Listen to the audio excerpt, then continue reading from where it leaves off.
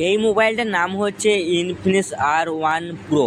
তো বন্ধুরা এই ফোনটা কিন্তু মিস করবে না।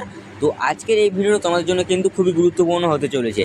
তোমাদেরকে ছোট্ট একটা রিকোয়েস্ট করবো, চ্যানেলে নতুন হয়ে থাকলে চ্যানেলটা কিন্তু অবশ্যই কিন্তু সাবস্ক্রাইব করে থাকবে। তো বন্ধুরা, এই মোবাইলে ব্যাক সাইডে পাবে প্লাস্টিকে, ফ্রন্ট সাইডে পাবে গরিলা গ্লাস প্রোটেকশন পাবে।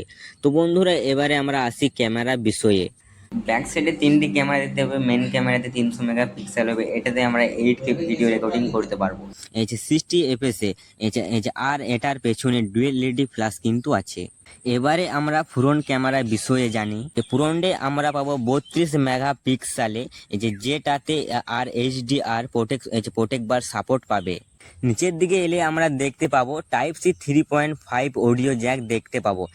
এই মোবাইলের ডিসপ্লে হচ্ছে 6.7 ইঞ্চি অ্যামোলেড হবে। তার মধ্যে 120 ভাট রিফ্রেশ রেট পাবে। এই মোবাইলে দিনের বেলায় খুব প্রচুর পরিমাণে পরিষ্কার দেখা যাবে, কারণ এটাতে 1300 নিট ব্রাইটনেস আছে। এই মোবাইলে ডিসপ্লেকে ফিঙ্গারপ্রিন্ট পাবে। এই মোবাইলে খুব ভালো গেমিং করতে পারবে। এটাতে আছে স্ন্যাপড্রাগনের 865 5G। এই মোবাইলের সব থেকে বড় বিষয় 5 বছরের সিকিউরিটি আপডেট পাবে। তো বন্ধুরা, এই মোবাইলটা কেমন লাগলো? আশা করি তোমাদেরকে ভালো লেগেছে।